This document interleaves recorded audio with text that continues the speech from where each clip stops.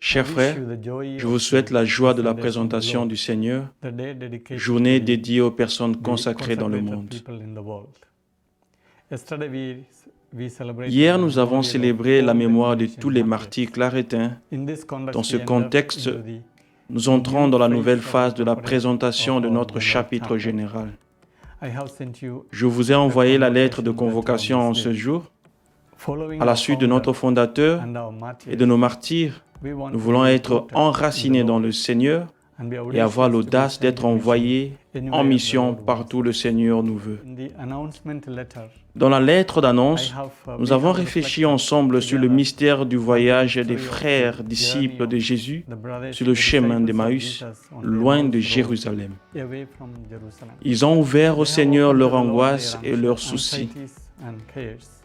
Mais ensuite, le Seigneur leur a ouvert les Écritures et leur cœur s'est ouvert. Puis le Seigneur les a guidés lorsqu'ils ont invité le Seigneur dans leur vie.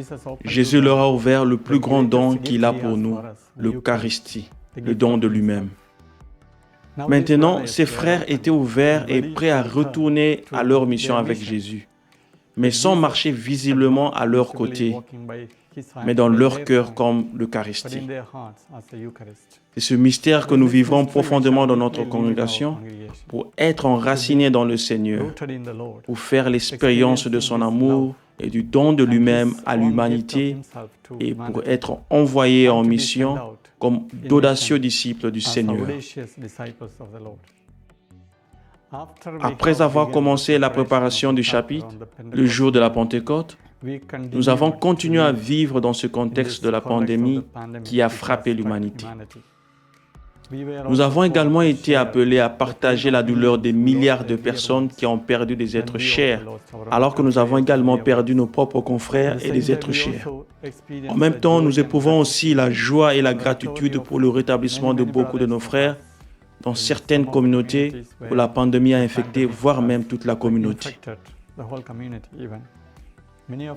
Beaucoup de nos frères, de nos communautés et de nos plateformes d'évangélisation ont osé se rendre dans les périphéries où beaucoup de nos frères et sœurs souffrent de la faim et du manque de présence par divers moyens.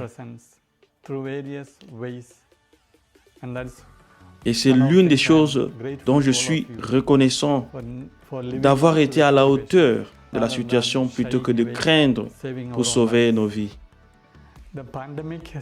La situation de la pandémie a également été l'occasion d'une profonde réflexion fondée sur la foi, sur le sens de notre vie et bien plus encore sur les préoccupations communes à toute l'humanité, sur la manière dont nous pouvons nous unir, comme le pape nous y a invités dans Fratelli Tutti, pour participer à un monde plus juste et plus fraternel, où la dignité de chaque être humain est respectée et protégée.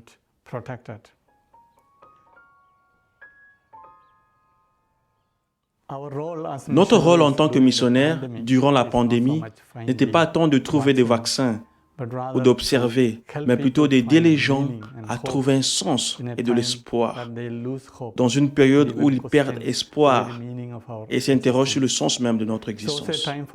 C'est aussi le temps pour nous de nous ouvrir, de nous unir à toutes les forces, de réaliser le rêve de Jésus pour le monde, un monde où les êtres humains peuvent vivre la dignité des enfants de Dieu. Ces derniers mois, nous avons organisé des réunions pour engager des conversations génératrices en vue du chapitre général. En fait, nous avons appris à rêver ensemble, comme le pape François nous y a invités à plusieurs reprises, et dans un de ses derniers livres publiés, il parle de rêvons. C'est en fait rêver avec Dieu. Ainsi, le rêve nous oriente vers l'avenir, le rêve de Dieu pour l'humanité et pour nous. C'est un exercice de discernement spirituel que nous devons entreprendre en tant que congrégation. Ce ne sont pas seulement les participants, mais toute la congrégation avec la famille claretine et d'autres qui ont ce don du charisme de notre fondateur Saint Antoine-Marie Claret. Dès le début, nous avons commencé cette préparation en voulant grandir ensemble. sans attendre que le chapitre prenne des décisions et qu'ensuite nous changions. La préparation elle-même est transformatrice.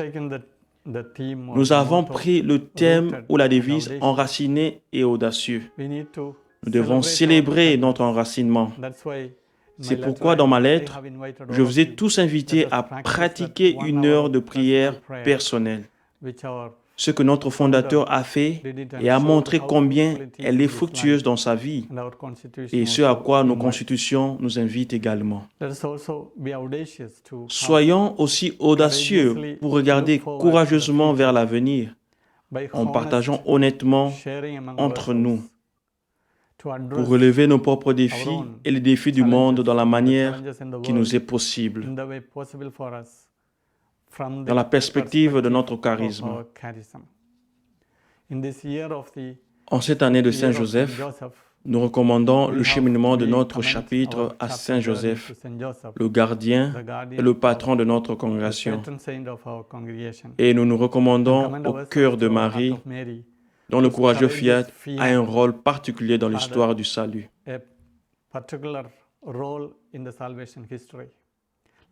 Joignons à notre propre fiat l'audace et le courage de joindre nos mains, de marcher dans l'esprit du Seigneur, de marcher dans la voie du Seigneur vers l'avenir que Dieu veut co-créer avec nous.